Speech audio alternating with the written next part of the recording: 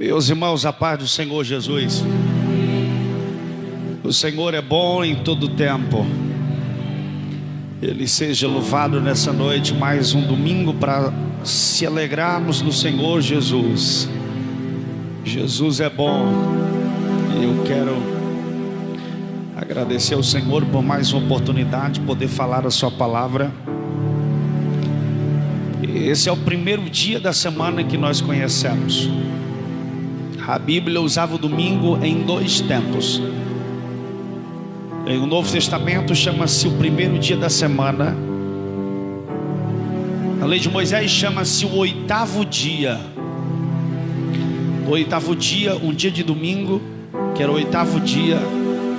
Os sacerdotes, quando alguém estava leproso, quando estava alguma coisa, passava pela examinação do sacerdote no oitavo dia, e no oitavo dia era declarado limpo, liberto, se caso ele passasse por alguma coisa. Então eu creio que nesse dia profético de domingo o Senhor declarará a vitória dos irmãos da igreja. Eu quero saudar os irmãos que nos visitam, sejam todos bem-vindos em nome de Jesus. Fique à vontade, o nosso irmão sempre está vindo aqui. Deus abençoe, eu sou meu nome, irmão Pira, se eu estiver enganado. Seja bem-vindo, Pira. O senhor está em casa, viu? Sua esposa também, vocês estão em casa. Essa casa é nossa, em nome de Jesus, para a glória de Deus. Também a nossa querida Margarida. Não se preocupe, nem pelo menos eu garanto para você que a Marga, essa vereadora, tem meu voto e não sei nem titubear. É 1188 e 88, acabou.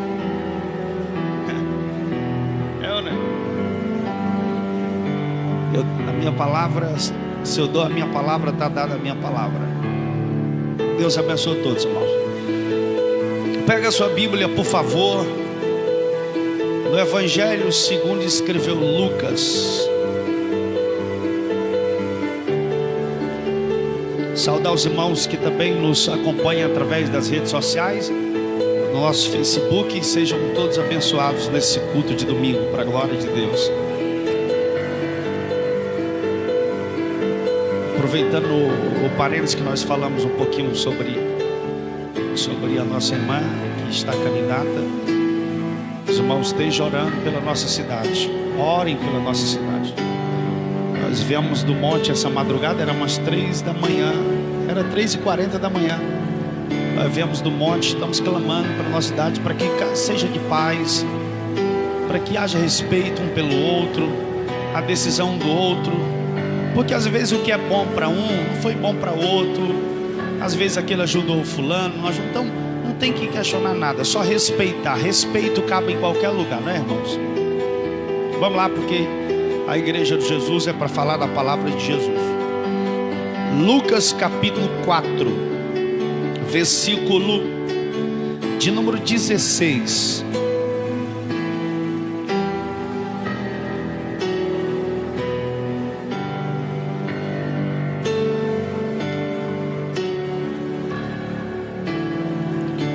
Está escrito assim: indo para Nazaré, onde fora criado, entrou no sábado na sinagoga, segundo o seu costume, e levantou-se para ler.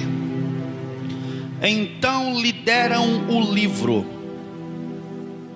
do profeta Isaías, e abrindo o livro, achou o lugar onde está escrito: o Espírito do Senhor está sobre mim, porque me ungiu para evangelizar os pobres, e enviou-me a proclamar a liberdade aos cativos, e a restauração da vista para os cegos, e para pôr em liberdade os oprimidos, e apregoar o ano aceitável do Senhor.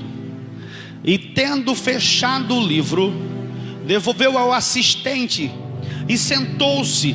E todos na sinagoga tinham os seus olhos fitos nele. Então passou Jesus a dizer: hoje se cumpriu a escritura que acabei de ouvir. Amém. Por favor, tome o seu assento.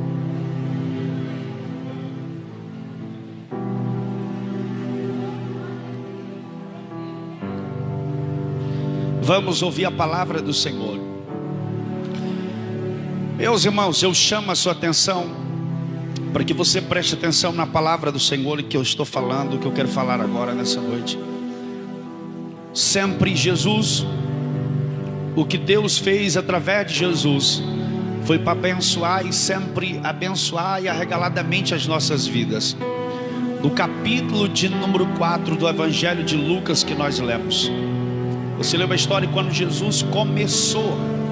Esse foi o primeiro sermão de Jesus, antes que ele dissesse e começasse o seu ministério. E dentro do seu primeiro sermão que Jesus começou, o primeiro sermão dele a falar, ele usa o livro do profeta Isaías por base. E diz que o Espírito do Senhor Jeová estava sobre ele. Mas a Bíblia diz que quando Jesus entrou, era no sábado na sinagoga. Entrando então nosso Senhor, tomou-se então um livro. A Bíblia diz, então lhe deram-lhe um livro. Escuta, quando Jesus para confirmar que ele era o Messias, que ele era o Salvador, que ele era aquele que haveria de libertar o homem da escravidão do maligno, libertar o homem das enfermidades e da prisão do pecado. A Bíblia diz que quando ele entrou, deram-se então a ele um livro. Pastor, um livro, deixa eu explicar para vocês uma coisa. Deram-lhe para Jesus o livro do profeta Isaías. Jesus pegou o livro, abrindo o livro, Jesus começou a pregar e descortinar aquilo que estava escrito ali a respeito dele. Escuta, irmãos, nada neste mundo pode ser usado perfeitamente se não tiver um livro para instruí-lo. Por exemplo, tudo que você tem em sua casa, qualquer aparelho doméstico que você compra, é impossível que você compre nem que seja um ventilador. Se você compra um carro, se você compra uma TV, se você compra qualquer eletrodoméstico, sempre vem um livrozinho, chama-se esse livro de manual. Quando você lê o manual, você usa aquele objeto perfeitamente naquele manual, diz como se deve usar. Jesus, encarnando no ventre de Maria e nascendo de homem, ele fez todo o trabalho da cruz. Quando ele começa o seu ministério, para provar que ele era o Messias, Jesus pegou-se então um livro.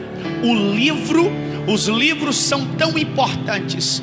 Os livros são uma das coisas mais importantes, é a ferramenta que abre o entendimento e a cabeça das pessoas. Sem os livros, se Jesus falasse, mas ele não tinha como abalizar a sua mensagem, porque não tinha um livro. É preciso de um livro. Olha como é importante ter um livro, e como é importante ler este livro, como é importante conhecer este livro. Jesus falava do que ele lia, Jesus falava do que ele entendia. Diz a Bíblia no livro do profeta Daniel, no capítulo 9, que Nabucodonosor havia levado preso todos o povo de Jerusalém. Estando lá passando, só que a profecia que através do profeta Jeremias era que eles ficariam 70 anos no cativeiro. Então a Bíblia diz que Daniel, pegando e lendo o livro, está escrito, e eu, Daniel, lendo o livro do profeta Isaías, eu entendi, ou Jeremias, eu entendi que havia chegado-se então o tempo do Senhor nos libertar do cativeiro. Perceba que Daniel entendeu que o tempo do cativeiro só poderia acontecer. Ele só entendeu depois que ele leu o livro do profeta Jeremias. Ou seja, as mensagens, o maior conhecimento que existe no mundo, eles não estão pairando sobre o vento, estão escritos dentro dos livros. Jesus veio, morreu na cruz, retornou para os céus, e ainda retornando para nós, ele deixou o que, pastor? Ele deixou também um livro com 66, uma biblioteca de livros. Na verdade não é um livro, é uma biblioteca de livros com 66 livros dentro. Jesus começa o ministério dele ensinando para a gente crescer. Como, pastor? Jesus, a Bíblia diz, e deram-se então para ele o livro. Quando deram para Jesus o livro, ele pegou e abriu aquele livro. Por exemplo, os jovens que estão aqui, as pessoas que estão aqui, todos que estão aqui, para descobrirmos algumas coisas que nós não descobrimos, talvez não é uma conversa diária. Tudo que você precisa saber sobre a sua vida, pode ter certeza, está dentro desse livro. Porque se uma televisão tem um manual para falar a respeito dela, se um ventilador tem um manual para falar a respeito dele, porque todo fabricante do seu produto cria um livro para explicar como aquele produto terá durabilidade. O fabricante do homem não foi Lúcifer. O fabricante do homem não foi o astro, não foi o Big Bang, não foi o macaco, como diz David. O fabricante do homem não foi um peixe que saiu de dentro do mar e depois criou perna e andou. O fabricante do homem chama-se Deus Todo-Poderoso, Elohim, Criador dos céus e da terra. Quando ele fez o homem, fazendo-se então homem, Jesus veio deixar apenas um livro para nós. Ele deixou esse livro para quê, pastor? Ele deixou o livro para que você não erre na sua vida. Se nós fizéssemos como Jesus, pegasse esse livro, lesse esse livro, entendesse esse livro, no livro dos Salmos está escrito: porque a pregação da sua palavra traz luz e conhecimento aos simples. Salmo 119 está escrito a partir do versículo 7: Senhor, porque os teus estatutos, eles dão conhecimento e traz sabedoria também aos simples. Os teus estatutos, a Bíblia diz no livro de Eclesiastes, capítulo 4, a partir do verso 8: porque aonde há a palavra do rei, ali há poder supremo, e a palavra do rei estará escrito nesta Bíblia sagrada que carrega em suas mãos. Deixa eu explicar para você: o livro que está em suas mãos é o manual da sua própria vida. Pastor, porque está dando errado as coisas no meu viver? Porque está dando errado algumas coisas no meu ministério? Porque está dando algumas coisas erradas na minha vida? Na verdade não é porque as coisas estão dando errada, porque o fruto da desgraça é a ignorância. O fruto da tragédia é a falta de conhecimento. Todo problema que existe porque falta uma sabedoria ali, porque falta um conhecimento ali. Por exemplo, no tempo de Jesus não se pregava com microfone nem com som como esse que eu estou pregando. Então Jesus em sua estratégia, em sua infinita sabedoria, quando ele ia pregar, ele escolhia lugares estratégicos. Diz a Bíblia que Jesus foi pregar o Sermão do Monte, havia muitas pessoas ali.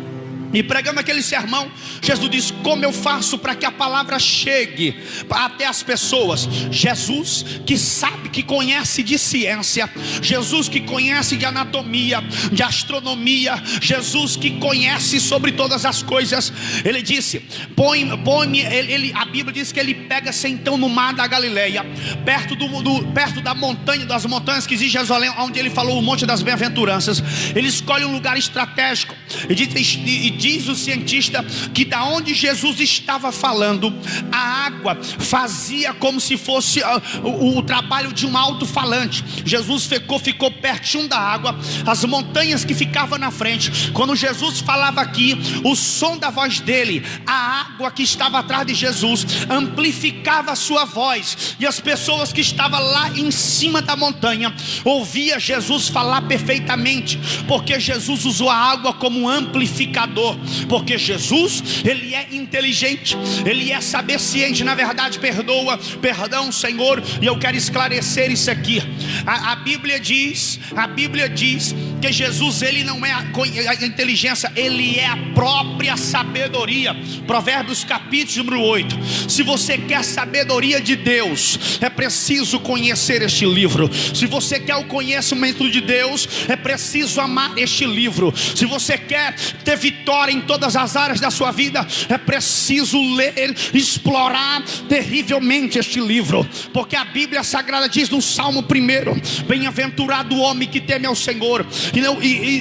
No Salmo 1, perdão, já estava no Salmo 128. Salmo 1 diz que aqui o homem que não se senta na roda dos escarnecedores, que não tem prazer na roda dos escarnecedores, mas antes ele tem prazer na lei do Senhor, e na sua lei medita de dia e de noite. Ele será como ave plantada junto ao ribeiro de água, e que tudo que ele fizer, este homem prosperará, porque a palavra do Senhor, ela traz poder, a palavra do Senhor traz conhecimento. Salmo 112, versículo 1, versículo 2, versículo 3 diz que aquele que tem prazer e ama os mandamentos do Senhor, tanto ele e a sua posteridade será rica, e riqueza e conhecimento há na casa daqueles que amam a lei do Senhor.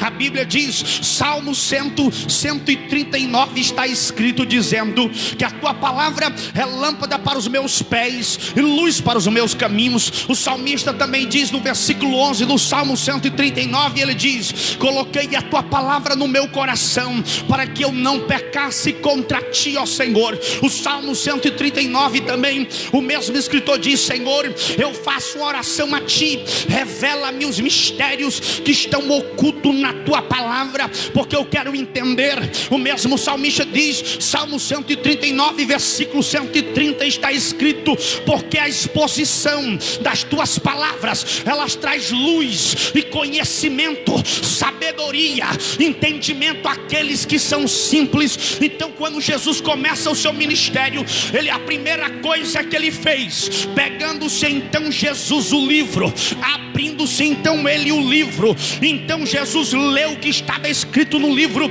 E o que estava escrito no livro Jesus diz: o que está escrito hoje, eis que o Espírito do Senhor Jeová está sobre mim, porque ele me ungiu para anunciar. Ou seja, Jesus descobriu, Jesus ensinou. Agora, por que Jesus pegou o livro? Jesus pegou o livro porque Jesus já tinha lido esse livro. Jesus pegou o livro porque Jesus conhecia este livro. Detalhe, Jesus sabia que a profecia que estava no livro falava a respeito dele mesmo. Sabe por que eu tenho certeza que a vitória será desta igreja? Sabe por que eu tenho certeza que a vitória sempre será minha? Sabe por que eu tenho certeza que esses obreiros viverão em vitória, a igreja viverão em vitória? É porque eu li neste livro que todos aqueles que amam o Senhor, que têm prazer no Senhor, estão guardados. Está escrito neste livro: se levantares contra vós 11.000 demônios, 1.000 cairão ao vosso lado, 10.000 à vossa direita,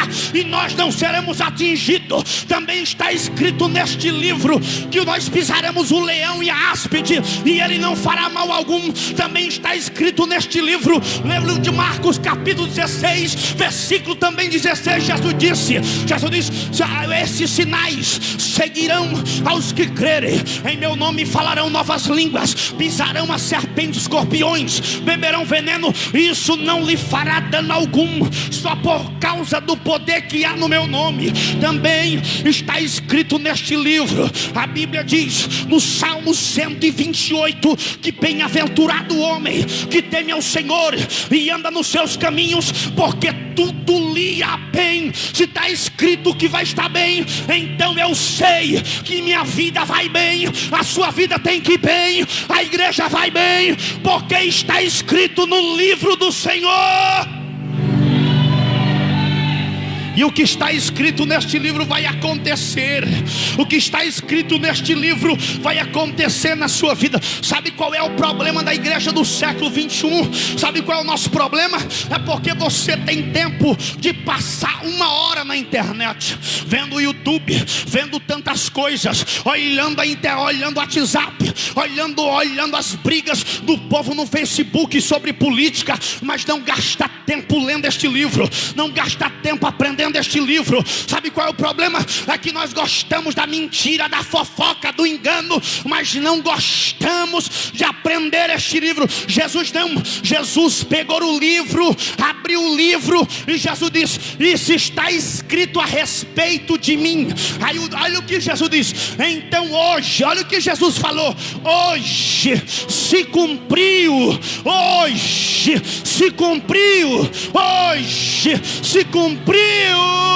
Por quê, pastor? É porque tudo que está escrito aqui vai se cumprir. Passarão céus e terra, mas esta palavra nunca vai passar, porque a palavra do Senhor nosso Deus. Livro de Isaías, ele diz: murcharão a erva o tempo, mas a palavra do Senhor permanecerá para sempre. Livro de Isaías 58 diz: assim como a chuva rega a terra e traz o pão, assim a minha palavra, ela não voltará para mim vazia, mas antes ela cumprirá o que me apraz. Eu quero saber, irmãos, se dentro desta igreja tem pelo menos um que ame este livro, se dentro desta igreja tem pelo menos um que adora ouvir a palavra deste livro. Nosso Cristo Jesus abriu a Bíblia e ele abriu Isaías 61 e ele abriu e disse, ele pegando ele o livro, leu o que estava escrito no livro e ele diz: hoje se cumpriu. Aleluia. Quem acredita que vai se cumprir o que está aqui a seu respeito? Vai se cumprir. O que está escrito aqui vai se cumprir. Mas pastor, e é o que está escrito no Apocalipse, pastor, as pessoas dizem: eu tenho medo do Apocalipse, porque diz que as trombetas vão tocar, as estrelas vão caírem, os elementos do céu se desfarão, dizem que os demônios vão sair do abismo. É verdade, pode ter certeza.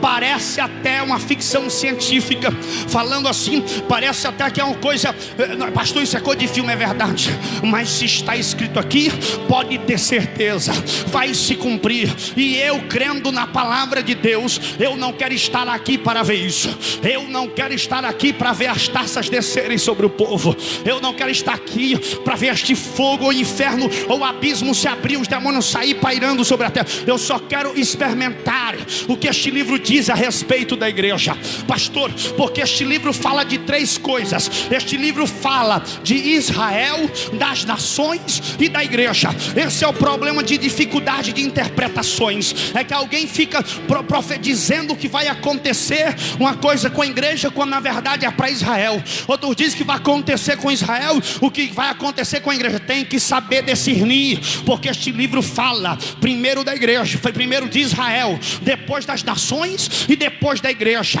Sobre as nações virá o juízo de Deus.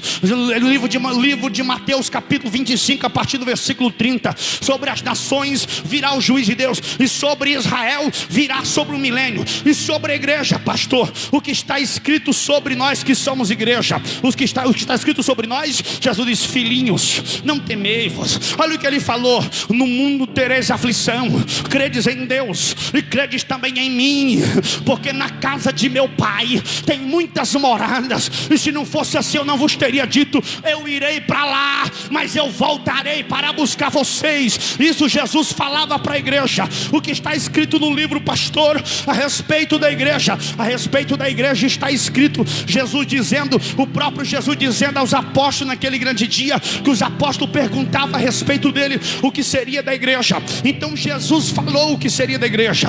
Jesus conversando com os apóstolos e Pedro replicando que Jesus era o Cristo. Jesus diz: olha, Pedro, eu vou dizer uma coisa para você. O que é que está escrito a respeito da igreja? A respeito de Israel, eles me negaram. João capítulo 1 versículo número 11 está escrito: ele veio para o que era seu, mas os seus não receberam, mas todos aqueles que o receberam, deu-lhe o poder de serem feitos filhos de Deus, aos que crerem também no seu nome. Eles, Israel, não quiseram. Só tem detalhe, Pedro, olha o que é que está escrito sobre a igreja. Jesus disse assim: Pedro, porque tu és Pedro, e sobre esta pedra eu edificarei a minha igreja, e as portas do inferno não prevalecerão contra ela. Pastor, o que está escrito com a igreja? igreja, o que está escrito a nosso respeito é que não tem demônio no abismo, não tem demônio pagando sobre a terra que tenha poder sobre esta igreja. Não tem demônio, não tem inferno que resista o poder que há nesta igreja, porque Jesus disse para esta igreja: vocês pisarão serpente, escorpiões, eis que eu vos dou poder, eis que eu vos dou autoridade. A igreja de Jesus tem poder e tem autoridade. Quem quer poder da igreja, quem quer autoridade, manda glória para Jesus, porque este livro diz que nós temos poder e que nós temos autoridade. Pastor, o que é que este livro ainda diz a respeito da igreja? A epístola do apóstolo João, escrevendo a Gaio, João diz assim: amado Gaio, eu te desejo que tudo te vá bem, assim como bem vai também a tua alma. Olha o que ele diz assim, ó: tudo te vá bem. Eu quero que você olhe para seu irmão de ladinho assim, desconfiado, diga assim, ó: a Bíblia está dizendo que tudo lhe vá bem. Diga assim, ó: a Bíblia deseja que para você tudo vá bem.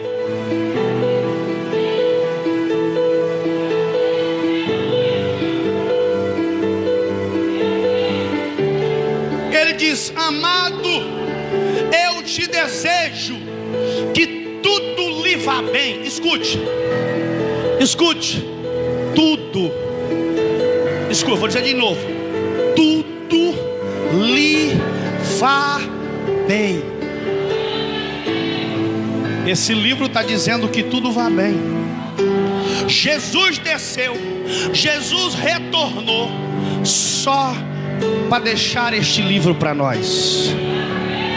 A história protestante diz que Martim Lutero, diz passagem, o ensejo, é bom até falar porque já são 500 e poucos anos da reforma protestante, isso acontecendo na Alemanha, através de Martim Lutero.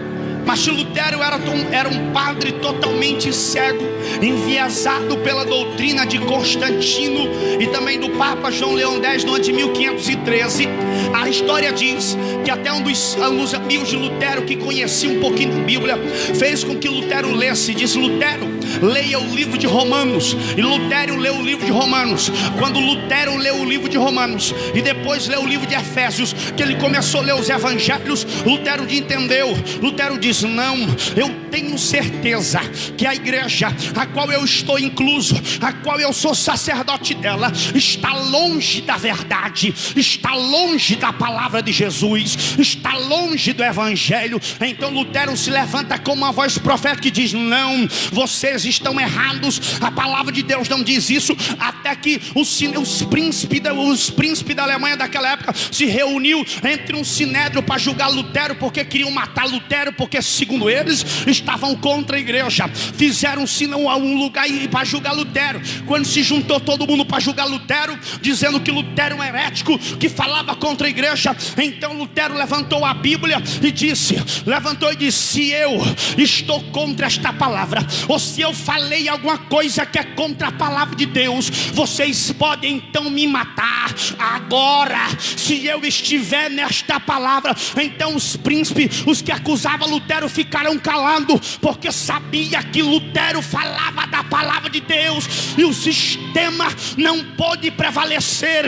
E Lutero revolucionou até chegar no país, e aí a igreja paralela começou a pregar o evangelho da Bíblia Sagrada, e não o evangelho de Constantino, não é o evangelho romano, mas o evangelho da palavra de Deus, o evangelho da verdade, o evangelho de Deus, o evangelho que cura, o evangelho que liberta, o evangelho que traz vitória. E a única verdade que existe estar aqui na contida dentro desses 31 mil capítulos desta Bíblia.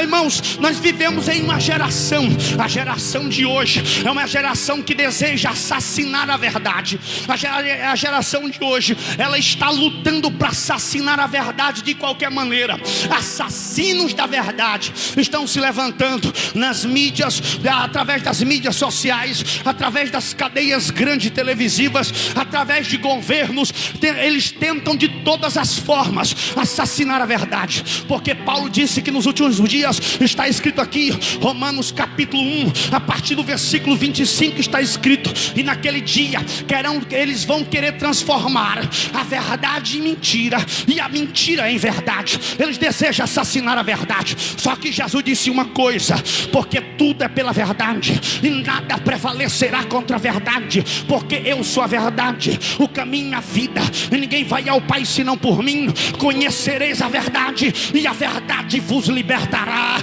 E a verdade vos libertará. A verdade é a palavra de Deus. A verdade, irmãos, a sociedade de hoje, a nossa sociedade está tropeça até dentro das igrejas. Não se engane, que até dentro das igrejas está cheio de pessoas que estão na igreja usando o nome de Deus e mentindo, usando o nome de Deus e enganando, usando o nome de Deus para tentar persuadir e arrastar as multidões para levar para o inferno junto com eles. Mas se você veio dentro da igreja, avivamento do reino hoje, é porque você veio ouvir a palavra, você veio ouvir a verdade. Se você chegou aqui esperando que eu ia massagear o seu ego, ou que eu ia passar a mão na sua cabeça, ou então você ia esperar que eu desse 3 pulos e começasse o Remifly, você está enganado. Se veio para esta igreja é para ouvir palavra, é para amar a palavra, é para gostar da palavra, é para dar glória a Deus pela palavra, porque a palavra de Deus é a verdade. Esta é a verdade absoluta, é a palavra de Deus. É através de ler este livro que Deus liberta o homem. É através deste livro que Deus faz transformação na vida de um homem. Jesus, olha, irmão, olha como é terrível o texto. Então Jesus, pegando o livro, lendo o livro, e ele disse: o que vocês ouviste hoje se cumpriste diante dos vossos olhos. Olha o que Jesus diz: o que vocês ouviram hoje se cumpriu diante dos vossos olhos.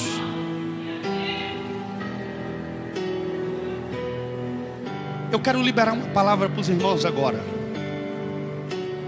O que vocês ouvirem deste púlpito, ouvirem com os seus ouvidos, vocês também verão com seus olhos. Porque Jesus diz: eu falei primeiro ao ouvido de vocês. Agora, o que vocês ouviram hoje, vejam agora com seus próprios olhos. O que a palavra de Deus diz para você, Natália, você um dia vai ver com seus próprios olhos.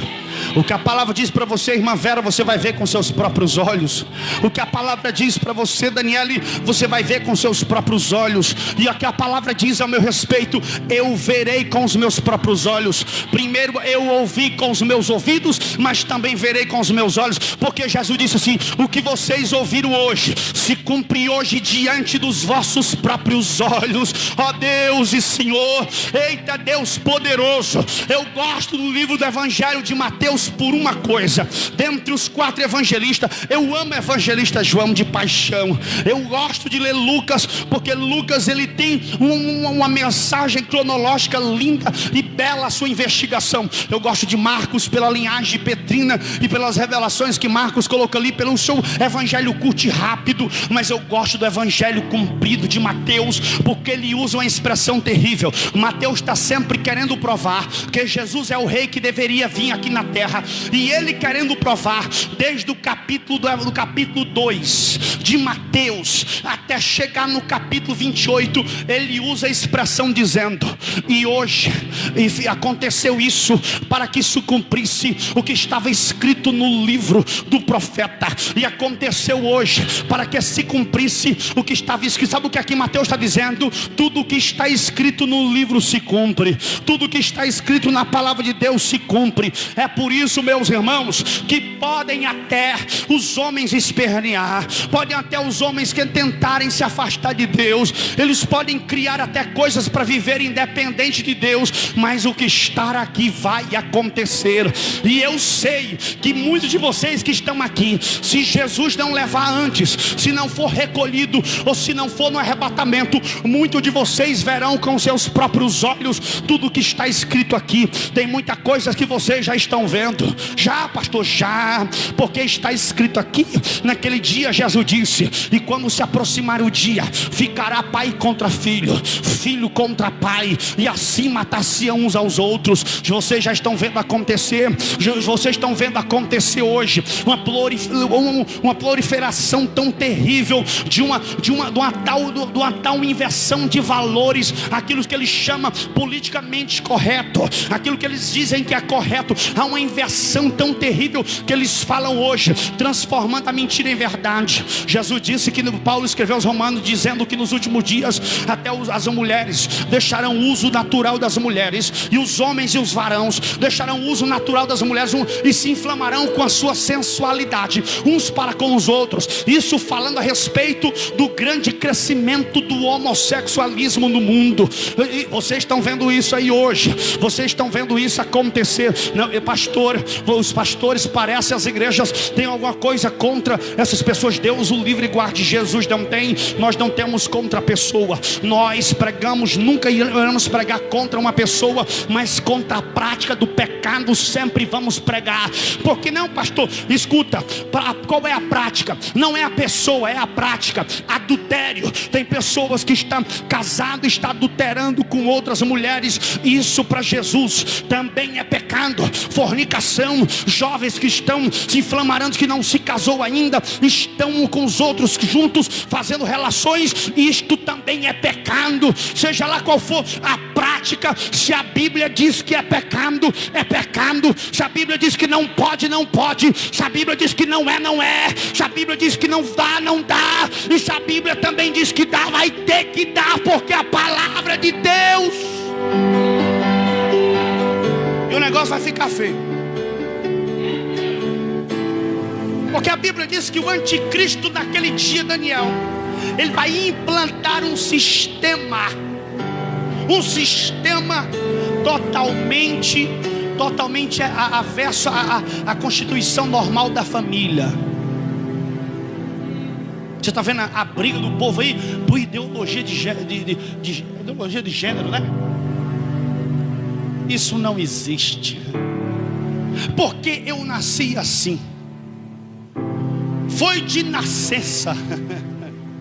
Eu vou indicar um livro para você ler: Nascido Gay. É um livro de um pastor? De maneira nenhuma. É um livro do cientista japonês, e ele prova cientificamente que ninguém nasce desse jeito. É uma escolha da própria vida.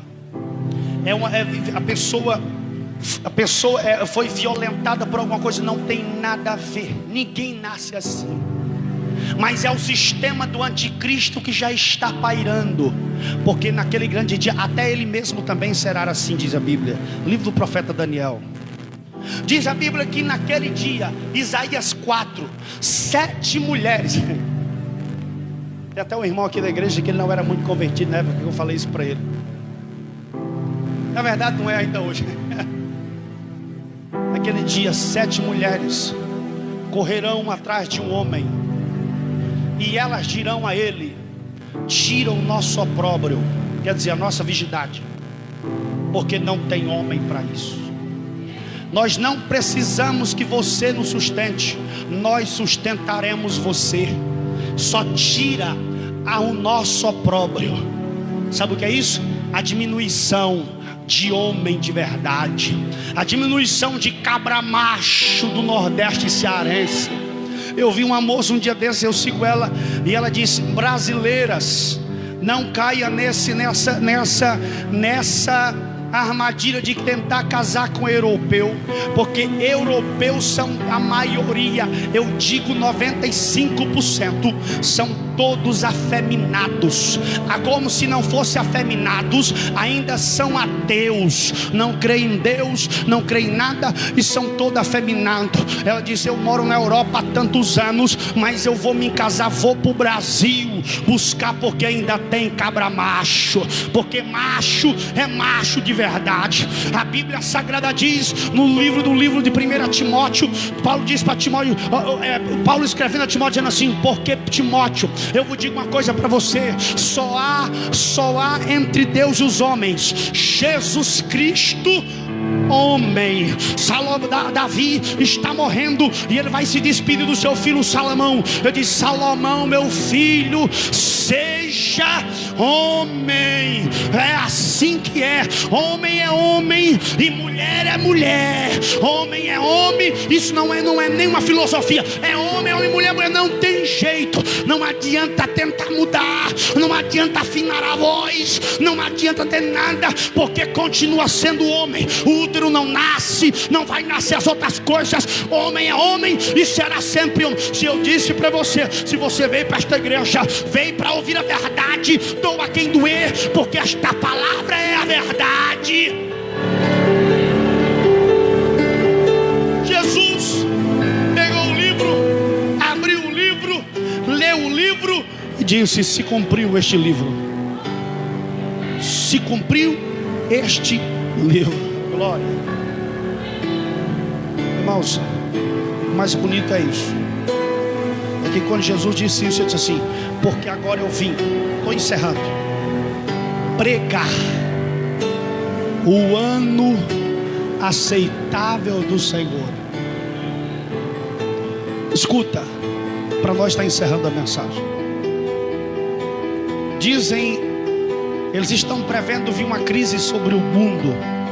Estão prevendo vir uma crise sobre o mundo. E na verdade, não vos enganei-vos, porque isso já está na cara para acontecer. Esse negócio do coronavírus fechando as nações. Na verdade, irmãos, os governantes, eles sabem trabalhar.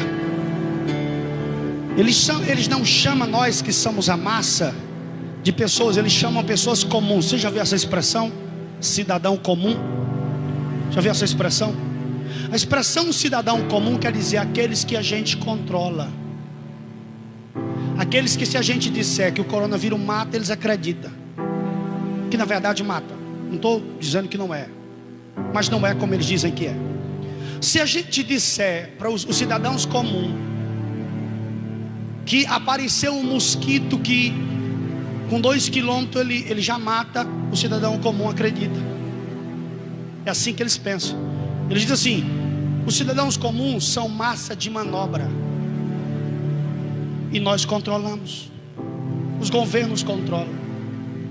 E a prova que eles querem controlar, e as provas que eles descobriram que tem o poder de controlar, eles controlam pelo meio do veículo mais apropriado que Satanás usa e que todos os imperadores usaram, segundo o que está escrito no livro de Maquiavel: o medo.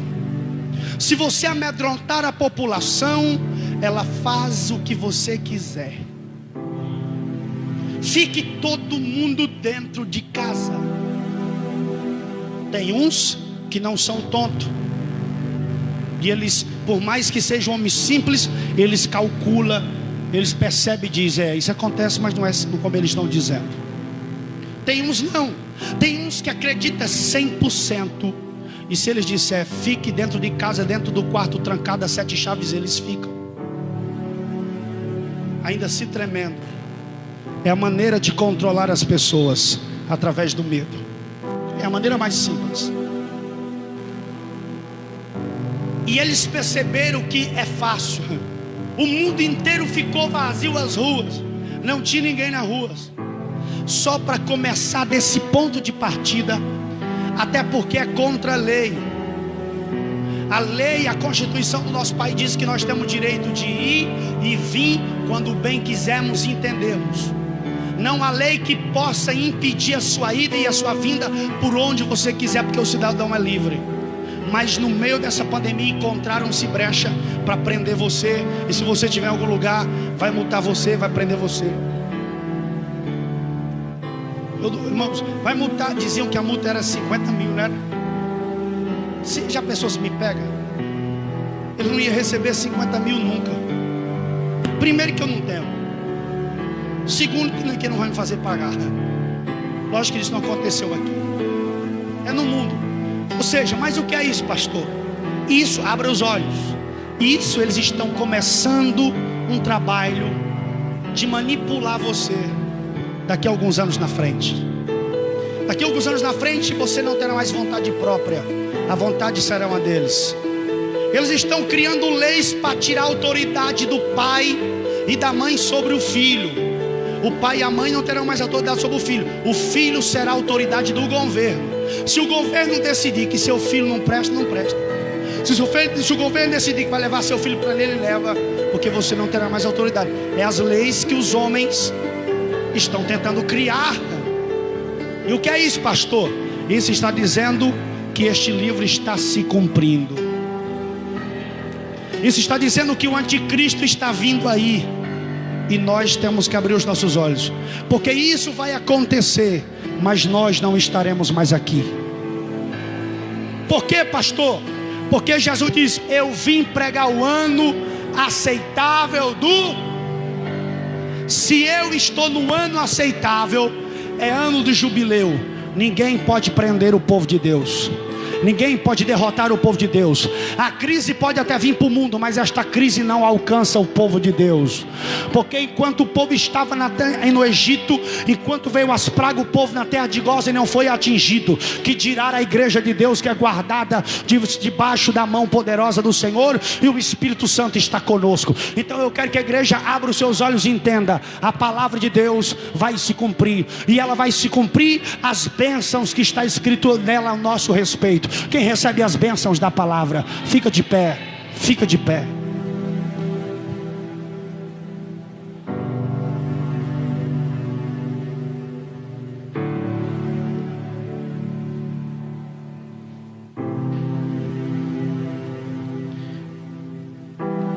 Vamos orar a Deus agora.